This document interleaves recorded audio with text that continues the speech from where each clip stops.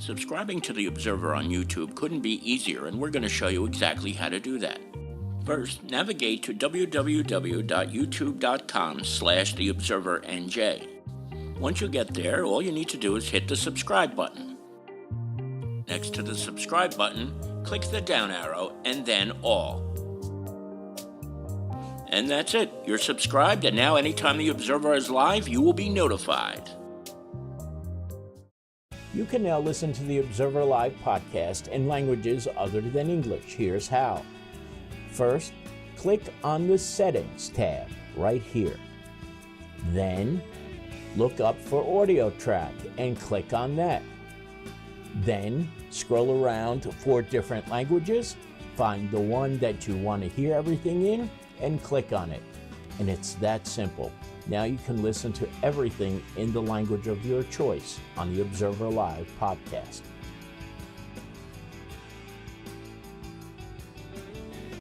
Hi again, everybody. It's Kevin Canessa coming to you live from the newsroom of The Observer and TheObserver.com on this, the 15th day of July in the year 2026. Sure hope you are enjoying your Wednesdays, no matter where it is you are in the country.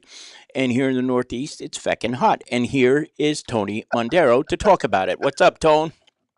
I had enough, Kev. How about you? I'm ready for winter already. No, I don't want winter, but I'll take. But I don't want this excessive heat. I don't want to go to winter just yet. But what's going on? This is the second time in a couple of weeks here. What's going on, Tone?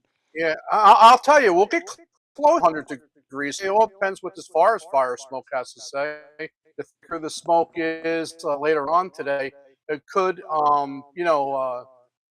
impede us from going over 100 today, which is pretty good. Currently, right now, we're sitting around 95 degrees, coming off of a high temperature already today around 97.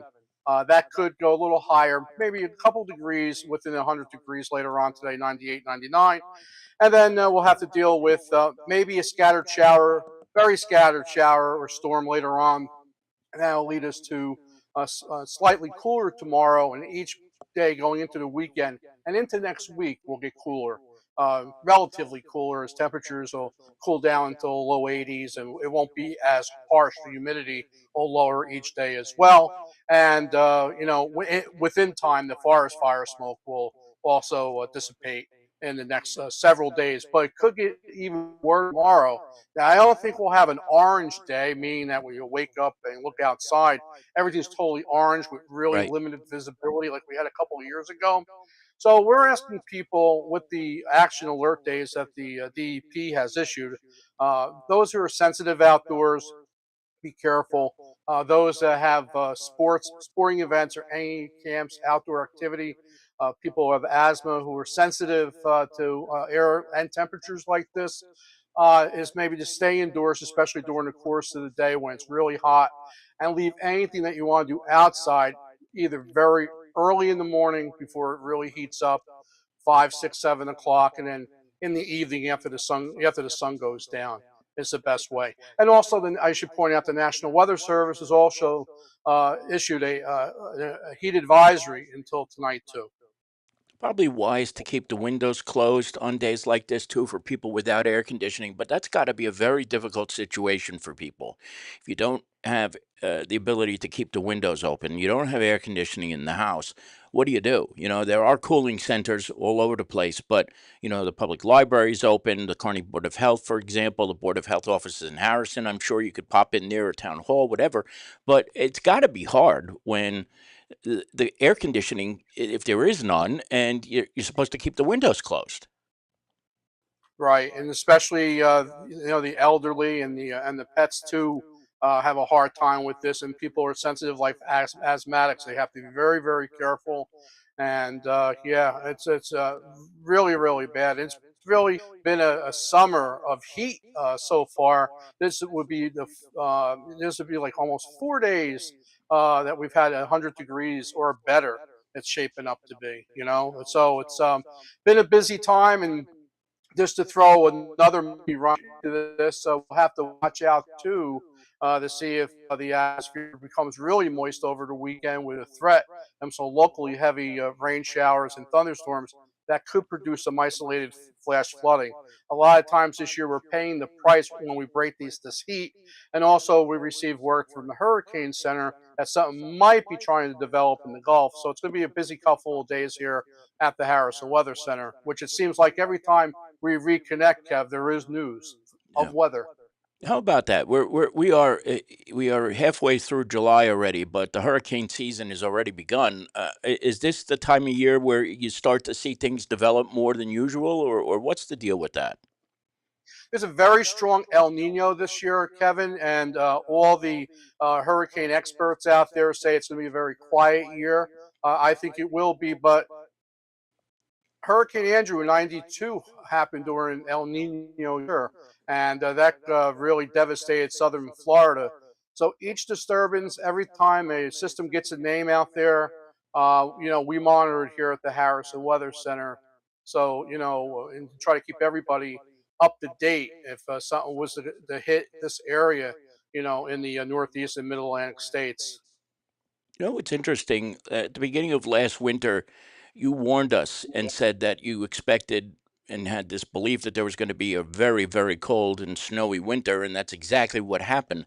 But you didn't say much at all, really, about this being a very, very extra hot summer. But is El Nino really the reason why a lot of this is happening and why it's been so hot? I don't, our last time I remember El Nino was 1998, so we're kind of far removed from the last time. Tell me a little bit about that.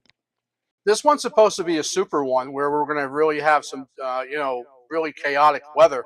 And we're seeing it this summer with the heat. Let's see what happens with the winter. So far, from what we're seeing, it doesn't look like, and there's some winter prognostication out there. It goes into the first half of winter. We'll just have to wait and see, Kevin. It's a little bit too early. Our crystal ball here at the Weather Center is a little cloudy in July. We'll have to wait and see. But it could be a tricky winter once again. We'll just have to see what happens down the road. We'll take hurricane season first and see what that brings us. So that could be interesting. If you're just joining us, Tony Mondero, the longtime proprietor of the Harrison Weather Center, is here with us. Tony, what else is going on in the world? Pretty quiet on this end. Just trying to brave the heat, looks like everybody else, and watch a little bit of our the All Star game. Maybe see a little bit of the World Cup going on this weekend.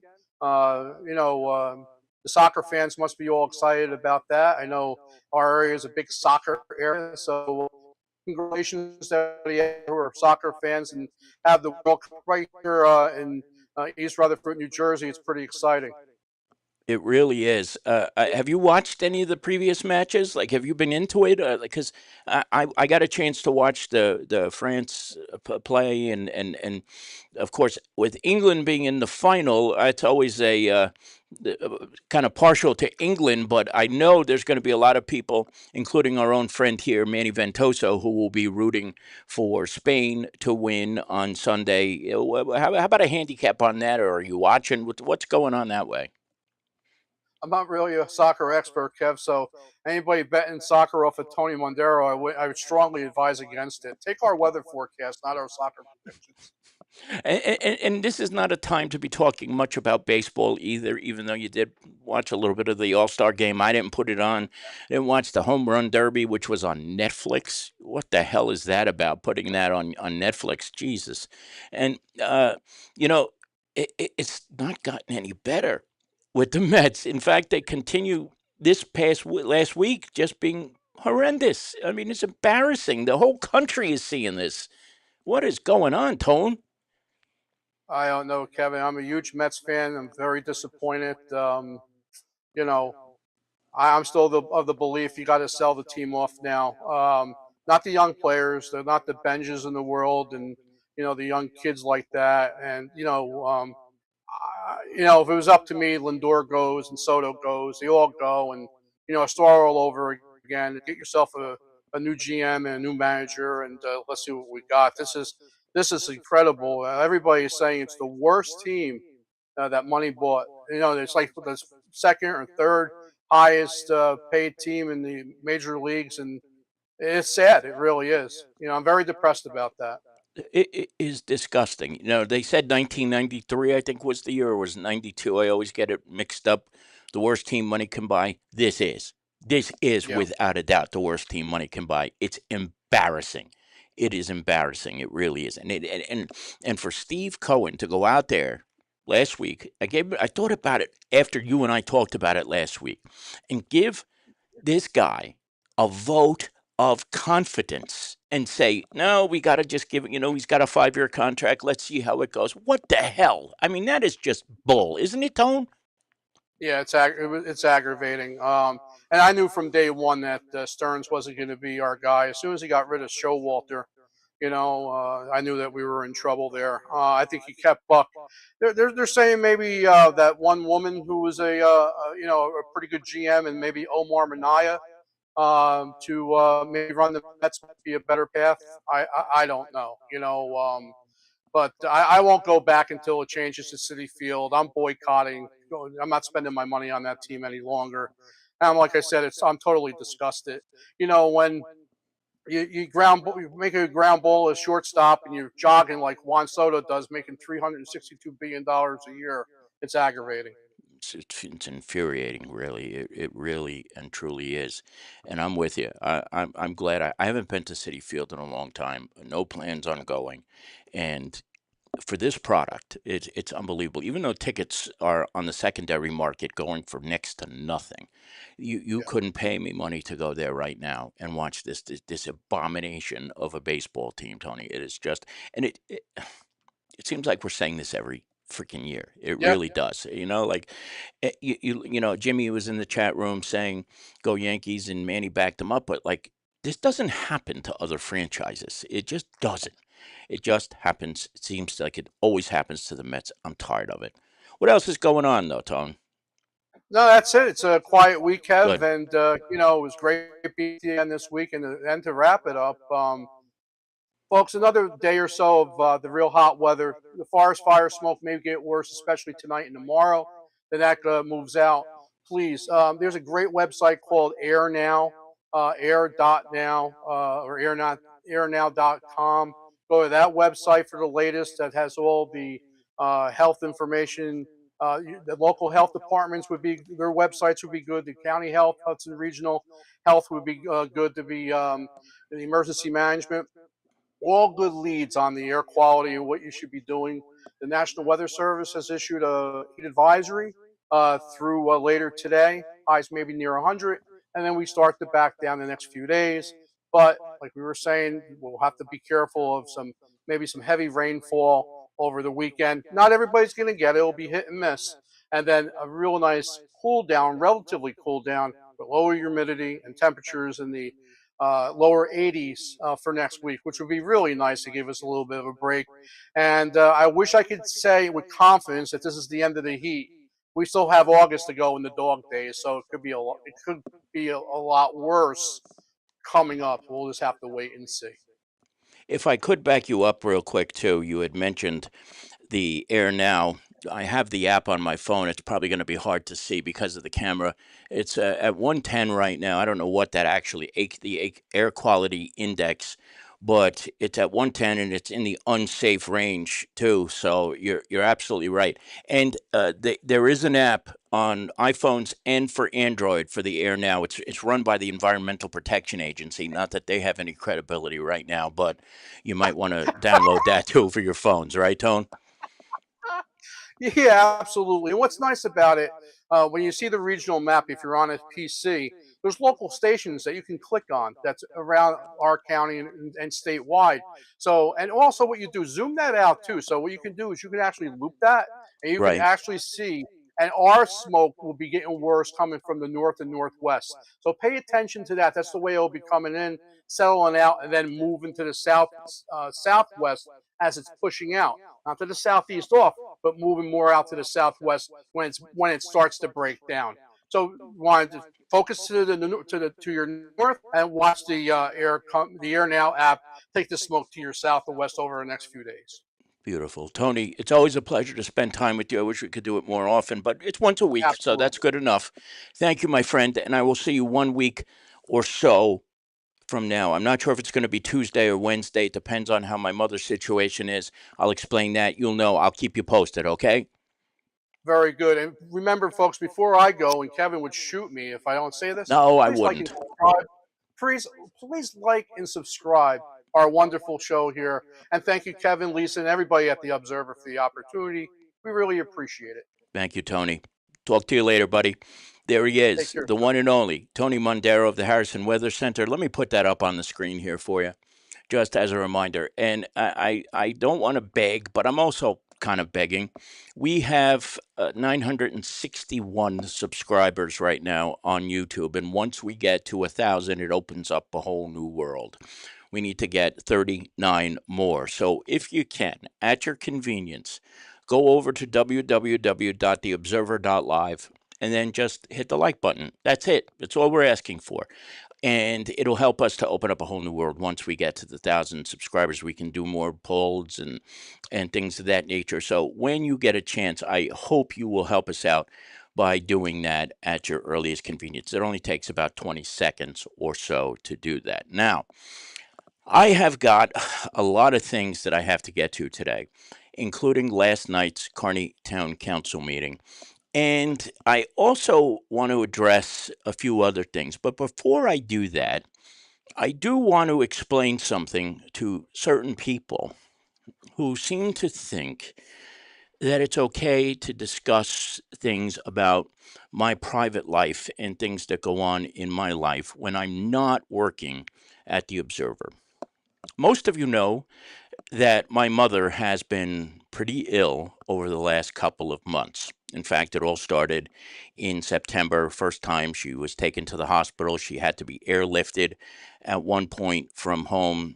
And I want you to all know, and I wasn't planning on talking about this. A lot of things going on. I don't necessarily like to talk about it, but somebody made me do this. Some idiot made me do this.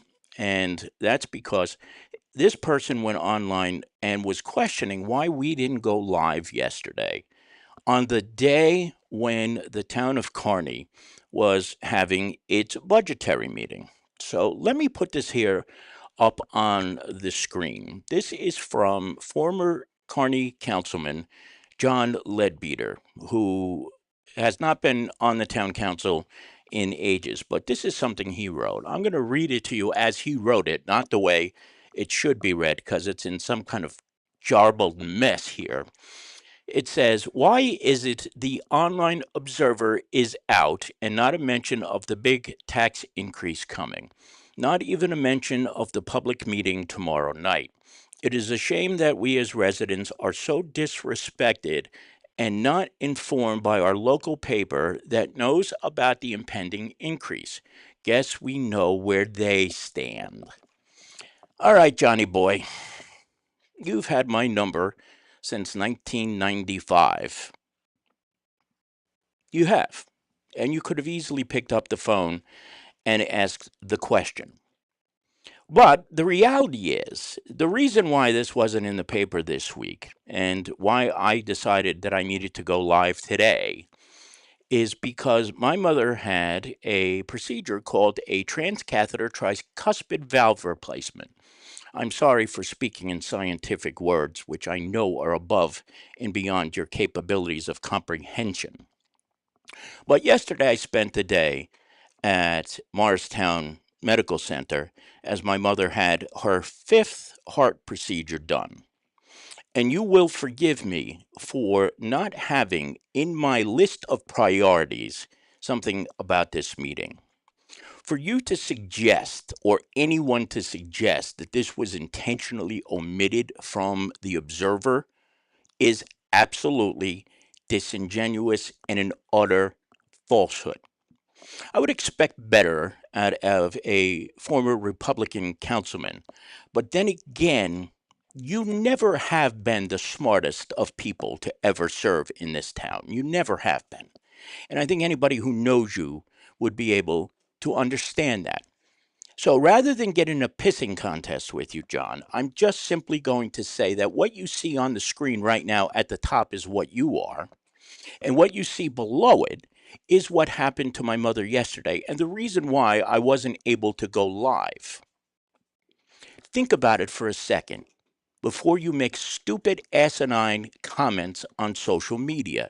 You're a social media warrior, but you didn't have the decency to pick up the phone and ask the same question that you pose to look like the big hero.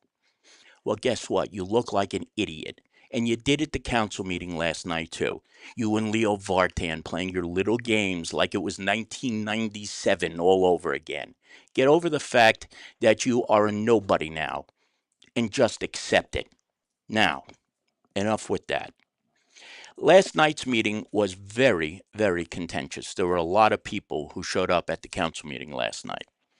And I want to show you some clips from the meeting because since Mr. Leadbeater seems to think we're trying to hide it from you, which we are not, I'm going to show you comments that were made by three people. One is by Ed McEwen, who is the FMBA president. The other is from Councilman George Zapata, and the other is from Councilman Fred Esteves. Now, the reason why I'm going to show you the three different clips is because I thought, number one, Eddie's comments were the best of all the comments made during the course of the budget hearing, or if that's what you want to call it, yesterday.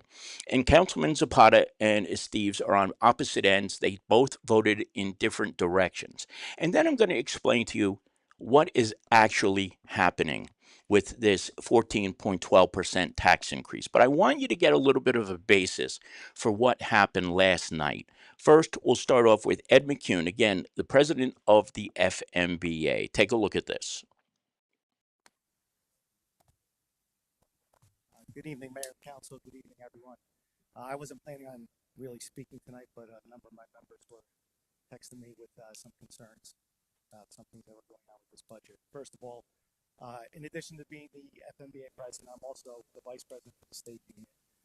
I'm responsible for the Northern District of New Jersey, so I cover the whole state. So I kind of became a expert in fire contracts. I'm not going to talk about other contracts, but fire contracts.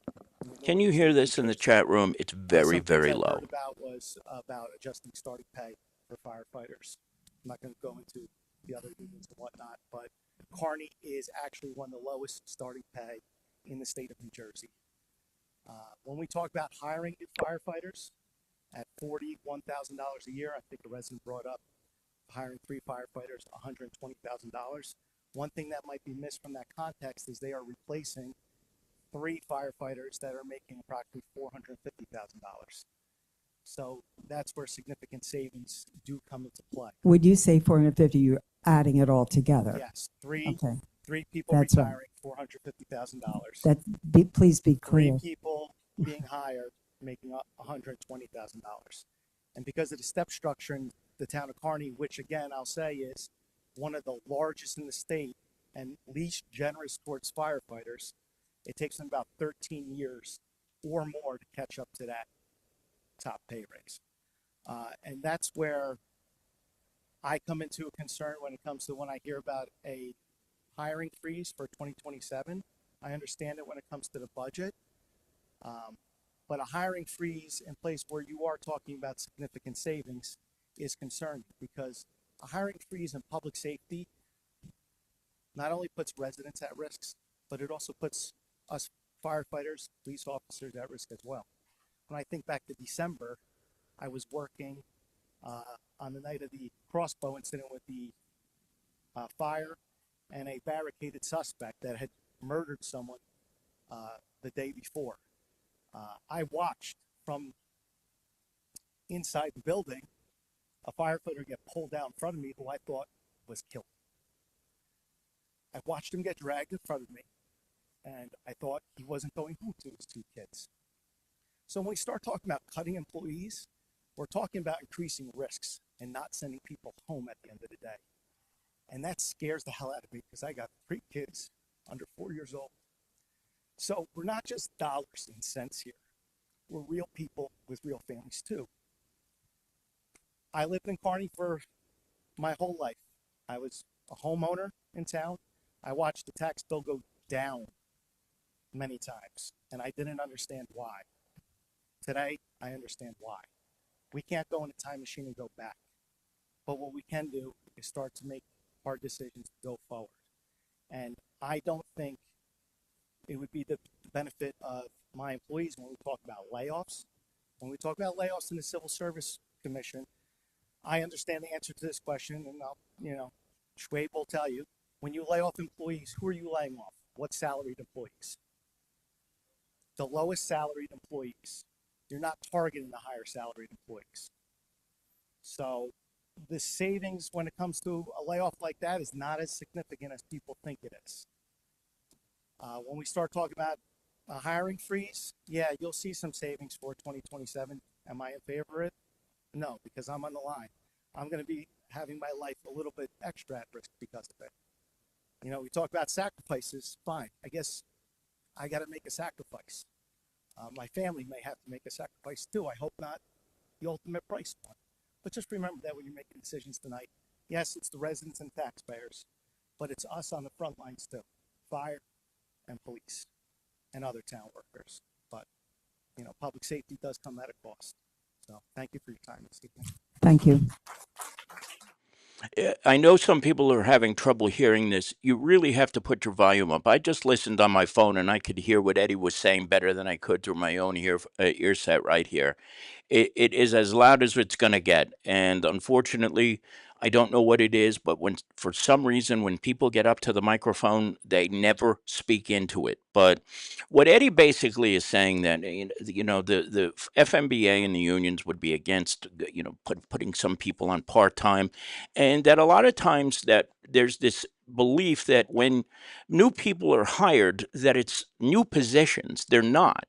And the numbers that he gave are pretty much valid. You hire 3 new firefighters, that means it's going to cost the town $120,000, but the town is also saving $450,000 as well, because 3 people who are on the line retired. So a lot of times it's really a game of semantics. You really have to pay attention to these things when it's happening. And there were a couple of people who spoke at the meeting last night who were making suggestions about what we could do, and some of them were very, very strong suggestions. But to say that when you are hiring 3 new firefighters, it basically that it's not a good thing because you're hiring new people. You got to remember you're going to be saving money already from the people who are retiring through the process here. So, and going and making everybody part-time, I think would be a very, very difficult thing for not just the employees. Number one, if you're a full-time employee and you're told that you're going to be part-time only, who's going to stay? You might see a mass exodus when you go from full-time to part-time if that happens to the employees. And then what you do is you wind up where there are situations where somebody comes in at 8 o'clock in the morning and has to handle a ticket that you paid, but then you got to go home and get some other ID, or you have to get some other piece of paper. When you come back the next day at 2 o'clock, you got somebody else working there who doesn't know your case, and it becomes a hodgepodge mess. You don't want to see something like that. So sometimes the thought is good, but to go from full-time to part-time would just be detrimental, number one, to the people of the town who would have to use these services, and I think to the employees too. I can tell you this right now, if somebody told me right now, you have to go part-time, I'm looking for a new job. I would be. So can you imagine the pressure that this has to put on people like Mayor Carol Jean Doyle and members of the town council? It is enormous. And I'll get to a couple of things in a few minutes when we go forward and talk and listen to the words from Councilman Zapata and also from Councilman Steves. But I want to give you a little bit of an idea of what this is going to do.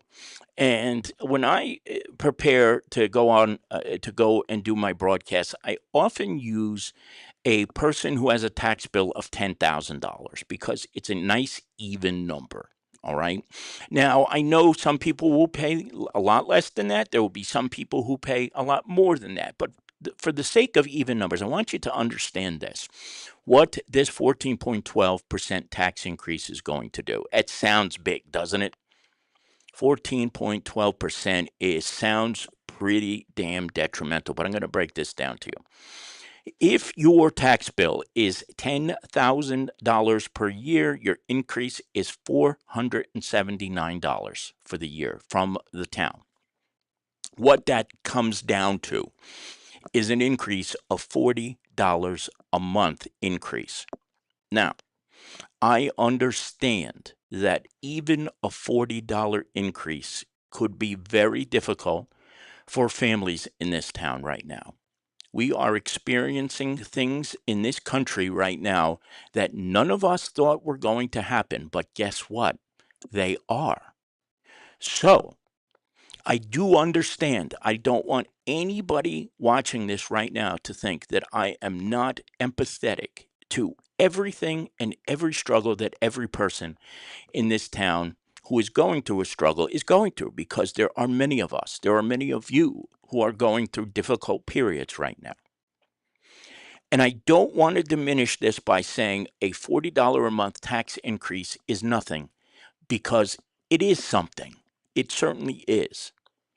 But in the greater scheme of things, when you consider that for these last 5 or 6 years, there were no increases at all, or if they were negligible, it's not really all that much.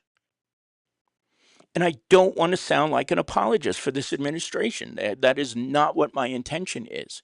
Because I know as a renter, it's going to affect my rent. But if the bill is only going up for $40 a month, I wouldn't expect that people are going to be raising rents by $500 a month or $400 a month. It should be a minor increase. And everybody's got to do their part to deal with this at this point in time. And I will still go back and I will say this until I take my last breath, that the biggest mistake that was made in the town of Kearney was not doing the things when they needed to be done in the past couple of years. When there were broken roofs, they should have been done then, instead of pushing it off for the next guy or the next year or the next with this or that. That's what happened.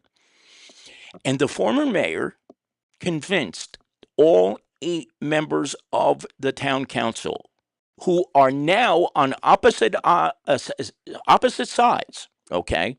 Even though they're all Democrats, they're on opposite sides now, some of them, but they all bought into it because that was what the mayor suggested and thought was the best way to go at the time.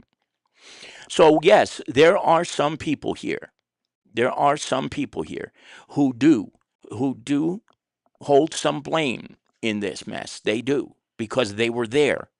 But when you are misled to believe that it's going to be all right and all you got to do is just pass the buck, that is where the mistake was made. And that was a huge mistake. And unfortunately, when you are a mayor and people believe in what you say, you do what the mayor says and you follow along. That's what happened in those past years. And that's what happened. And that's why people are paying the price right now. And I think it's unfortunate. Now, there were also discussions about whether or not there was enough communication between members of the town council about this whole process. I'm not there, so I don't get to see it. But one of the members of the council, George Zapata, spoke about that before he casted his vote. And I want to show you that right now. This is Councilman George Zapata, who spoke last night at the meeting before casting. Okay. I promise I will not be doing any grandstanding. Not that I do, but I promise I will not, to keep this going. I'm going to say something that very rarely an elected official will ever say. I'm almost always for a tax increase. And I say that because it's part of the cost of doing business.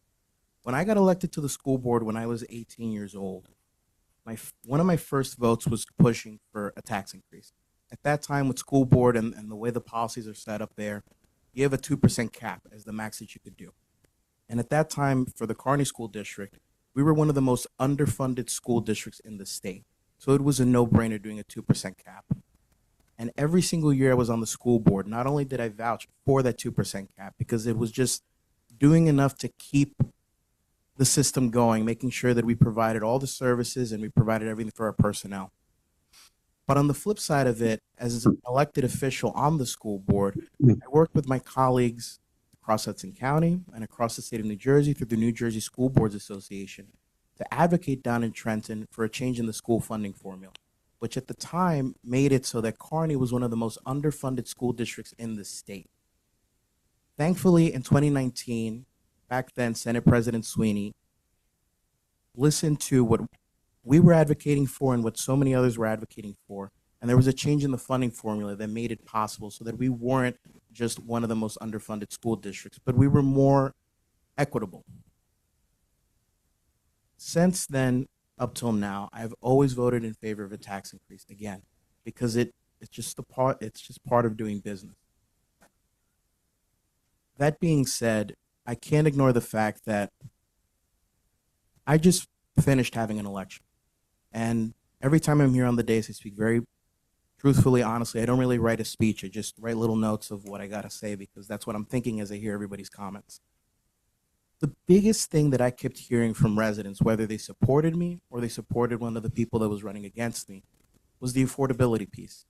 It's getting more expensive to live here in Kearney for renters, for homeowners, for seniors that paid off their homes and are living on fixed incomes, for individuals in my ward that are living below the socioeconomic spectrum. That's just the harsh reality. And all I can do for them is to fight every single day that I have this opportunity to sit on this dais or out in the streets to make sure that our government is doing the absolute best for them. That is why even last year, I was vouching for us to come up with a plan. Councilman Theodoropoulos and I, we vouched for it. Politics, it is what it is, but we need to be serious about the long-term piece of it. Is the 14% increase a step in that direction? Arguably. But there are other municipalities across the state, whether it be by public referendum or whether it be because of the situation they find themselves in, that they also had to do double-digit tax increases. But when they pushed forward to do those double-digit tax increases, they got creative with it. They either went out to bond, they worked with other agencies, they even advocated down in Trenton so that the taxpayer wouldn't have to feel such a brunt hit as what we're proposing here tonight. I would feel comfortable voting for this if at the end of the day we gave absolutely everything we could to make this to avoid this. I still don't think we've done everything that we could to avoid this happening. And while I understand what's at stake here, my only suggestion moving forward is that we need to all work together on fixing one of the top things, which is getting away from the state health insurance program. It is a spiraling program that is drowning municipalities all across the state. We need to work collectively with it. We need to advocate down in Trenton so that they pass some sensible legislation at the state level so that municipalities like ours don't have to come to this position and have to push for a double-digit tax increase because there's just no other alternative, arguably. With that, I'm voting no. That was Councilman George Zapata, as he voted no. If the budget did not get introduced, I don't even want to think about what would have happened. Okay, it would have been very difficult. But one of his key points was that did the council and the mayor communicate enough about what could be done to help this situation. In a few moments after Councilman Zapata spoke, Councilman Fred Steve spoke and said, I believe we did do enough to get to where we are right now, to try to get it to this point. So I'm not sure because I'm not a part of it and I am not privy to the information of who met with who and who said what. But he seems to think, does Councilman Steves, that enough was done behind the scenes to get to where we are right now. Maybe it could have been even worse. I want you to listen to his words and then I want to address what Mitch Hawk said that about the Finance Committee and also about the overall tax bill that people get, not just the municipal portion. It also includes the county, it includes the school board, it includes the library, and also open space. But listen first to Councilman Steves, what he had to say, which is basically in direct contrast to what Councilman George Zapata said. Good evening to everybody. I did listen to everyone's comments, and those concerns are also mine. Matter of fact, I like to let you know that that I'm as much concerned as you are that in where I am right now, it's 3 o'clock in the morning. and I am stayed awake for this for you. Um, Everyone is talking about we don't have a plan.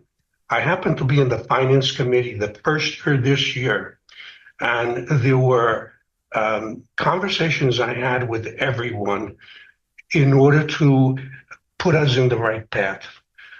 We do have a plan, and that's one of the reasons why I asked Swade before if we still have the plan in order to get funds in order to do an evaluation of each department.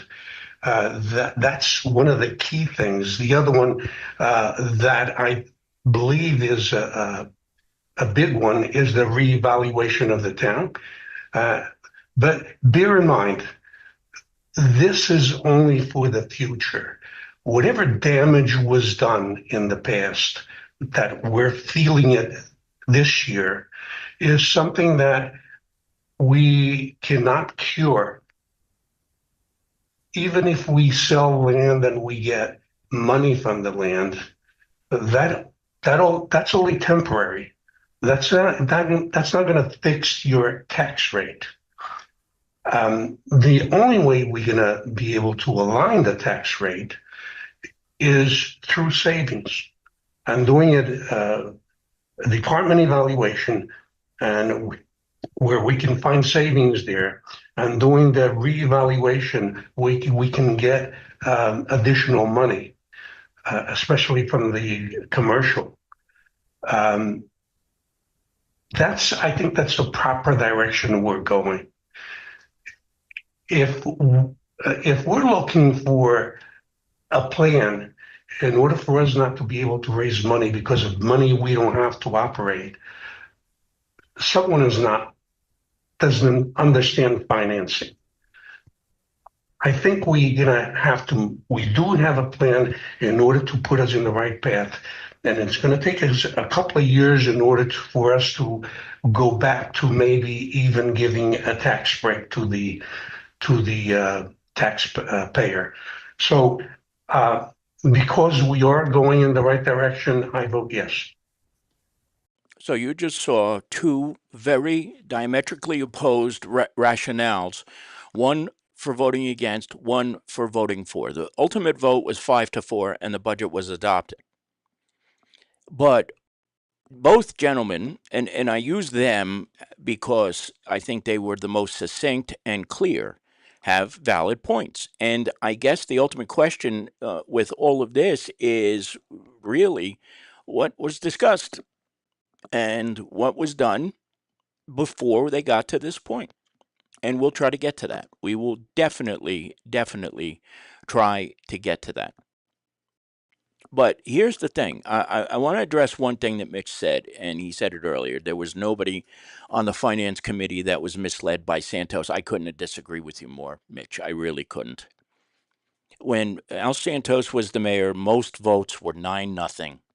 Constantly.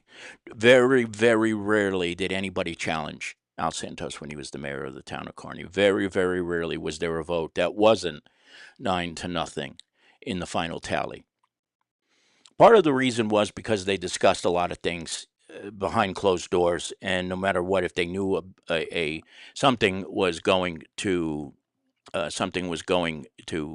happen like that, they would just continue and discuss it behind the closed doors and then vote for it. But the truth of the matter is, that man, when he was the mayor of Kearney, had a great deal of influence, and especially on the younger kids who had just joined the council. And that includes Theodoropoulos and Zapata when they were freshmen in 2023. So I'm going to end this right now because the I can't get back on because for some reason the Facebook portion of the broadcast got cut off. So if you're watching on something other than Facebook, you still see this. But for anybody who's on Facebook, I apologize. But that's where everything stands right now. If you're still watching, please leave your comments, say what you need to say, and we'll address it in another broadcast But for those of you who are on Facebook who are not seeing this now, that did indeed happen. So we will talk to you all later. I'm sorry that we have to end it like this, but it knocked us off on Facebook. Thanks, everybody. Enjoy the rest of your day.